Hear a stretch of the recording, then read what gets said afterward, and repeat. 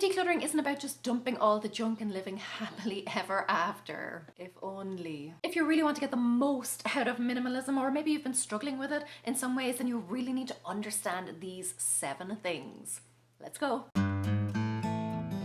Hi guys, it's Laura and I help you live a simpler, happier, more spacious life. And I really struggled with this first one for a long time. I've even made videos about it and I'm so glad that I have finally come to this realization, but it took me a long time to get there. Gretchen Rubin even talks about it in her book Happier at Home, and when I read it I was like, yes! Essentially it comes down to this idea that minimalism somehow equates to slow living, and I'm sure you've heard that, or that has been your perception. It certainly was my perception. And listen, slow living is great. I think most of us could benefit from stepping back and pausing for a minute and kind of getting rid of a lot of the chaos in our lives. But here's the thing, slow living, while great, is not how a lot of us want to live.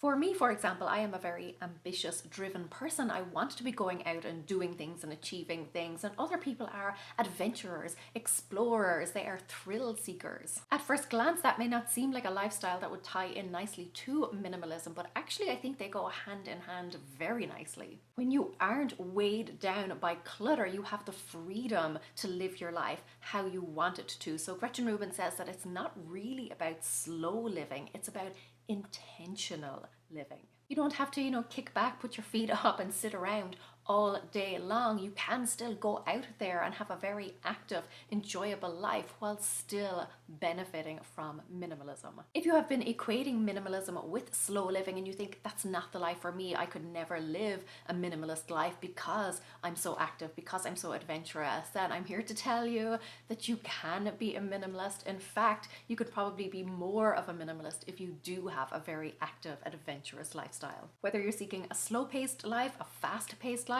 or somewhere in between, minimalism can work for you. Next is something that you may have heard but not really fully taken on board. I know I'm definitely guilty of this, but you hear about minimalism, you hear about decluttering, and you think of it only in terms of physical stuff, only in terms of getting rid of stuff. So there are 2 aspects to this. The first, obviously, is not just about physical stuff. It could be digital stuff. It could be temporal stuff. Your schedule could be packed and you want to declutter that. It could be relational stuff. You want to kind of cut ties with some of the negative people in your life. Decluttering is not just rooted to physical things, but also it's not just about getting rid of stuff. It's about being more intentional about what you choose to keep in your life. You're probably familiar with Marie Kondo's idea of sparking joy, that you keep things that spark joy and you let go of the rest, but your focus is on what you're keeping. And I've been practicing the KonMari method for several years now, and I still find myself slipping back into the old habit of focusing on what I'm getting rid of. But remembering that it's not just about physical stuff, it applies to all aspects of your life, and also that it's not about sacrificing things, it's not about letting things go, it's about being intentional about what you choose to have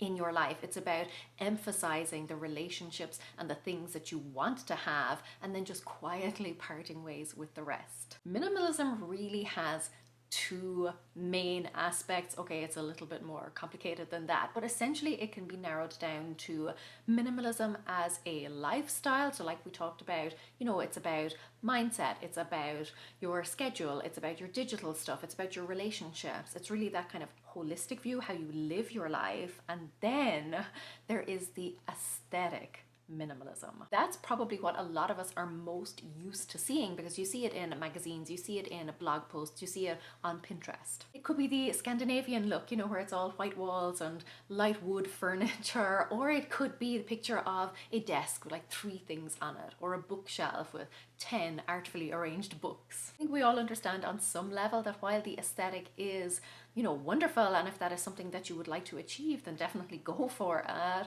But that minimalism does not necessarily have to look like that. And just because your home does not look like that doesn't mean that you are not a minimalist. If you love lots of bright colors, go for it. Or if you have one large collection of things that you'd like to highlight, again, you do you. Just because your version of minimalism doesn't look how it does in the magazines doesn't mean that you're not a minimalist. It doesn't mean that you could never be a minimalist. You can certainly have both the aesthetic and the lifestyle, but don't be discouraged if your version of minimalism does not match the aesthetic that you see online. You just have your own version of it. You can still have all of the benefits that come with minimalism. Now I want to talk about value. One of the things that was surprising to me, because I read a lot that, you know, when you embrace minimalism, when you start letting go of junk or clutter or whatever, that you will spend a lot more money on quality purchases. You know, that's the value of something, that you get what you pay for, that kind of thing.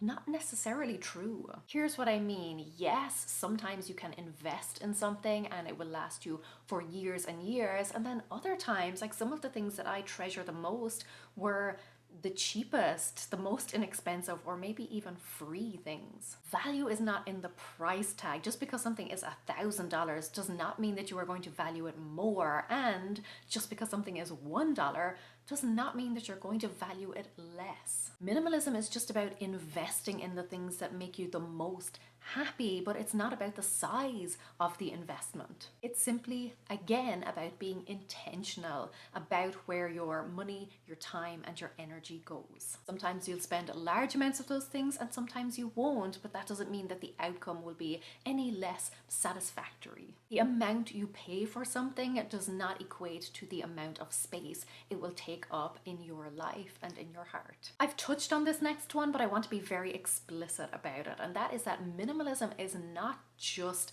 a way of living. It's not just a way of organizing. Minimalism is really a way of thinking. It's a mindset. Anyone else starting to hate that word, mindset? But you know what I mean. It's about your thoughts and the lens through which you perceive the world. What we do on a day-to-day basis, what we do in our lives, really comes down to the decisions that we make and the thoughts and beliefs that we have. Everything flows from them. So you could certainly have a minimalist home. You could have a home with not a lot of stuff in it, but that does not mean that you are living and thinking as a minimalist. It's about consciously choosing, like I said, how you spend your time, your money, your energy. It's about pausing and reconsidering when you're thinking about adding another thing to your plate or another thing to your home. Evaluating things based on their value to you.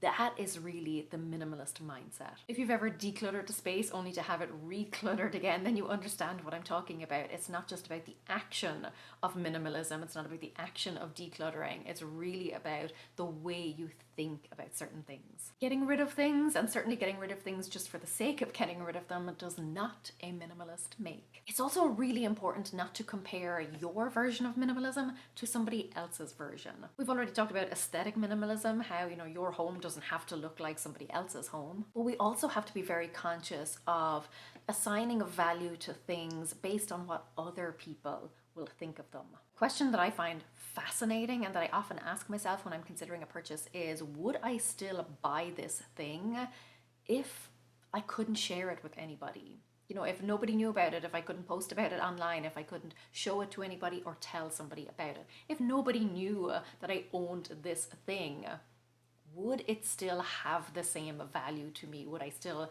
want it and covet it as much? It's kind of scary, the amount of stuff that I probably would not have bought or would not enjoy as much if nobody else knew about that thing. It's about practicing a kind of private gratitude. What are the things that you are truly grateful for in your life, regardless of whether anyone else knows about them? Yes, it's great to share things that you love with people that you love. It's great to share experiences and things like that. It's great to inspire other people. But if you have something or you do something and the main motivating factor behind that is what other people will think of it or how they will perceive you because you have or do it, that's not minimalism. You don't have to own the same things or the same amount of things that other minimalists do. Your home doesn't have to look the same way that other minimalist homes do. Practice that private gratitude and cultivate a minimalism that isn't dependent on how it compares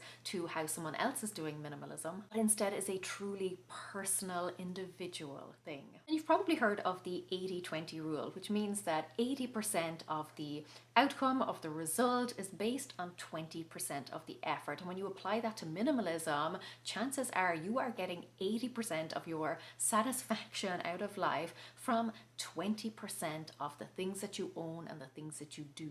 It's a small portion of your routines and your activities and your hobbies. Yes, you might have lots of things that you love, and given infinite time and resources, we would all love to do like 11 bajillion different things, but it's about really honing in on the 20% that truly light you up. This is a little nugget of wisdom I got from the book Goodbye Things. So he talks about the KonMari method, where you keep everything that sparks joy, essentially. But for a lot of us, lots of things spark joy and they can still feel very overwhelming and very claustrophobic.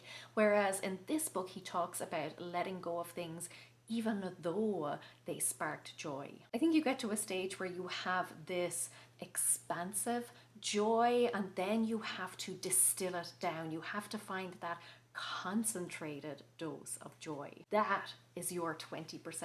And this is very much a process, and it's a process that I'm still undergoing. It's a journey that I'm still taking. But each week, each month, each year, I get closer and closer to the essence of my joy. So if you've decluttered and you're still feeling dissatisfied or a little bit unhappy with the amount of stuff that's left, that's okay, because you're probably, as time goes on, going to peel back more and more layers until you get closer and closer to your little concentrated dose of joy. Think of joy as a fire. Yes, it's great and you've got all the flames and stuff, but what you're really looking for is that one tiny spark that ignites everything. Now, if you're thinking like, hey, what else don't I know about minimalism? What else might I be missing? Then you want to check out this video where I talk about decluttering secrets that really no one else shares. Understanding these are going to get you better and longer lasting decluttering results. Head on over there, and until next time, go raibh míle maith agaibh. Agus feici mé sibh se go luath.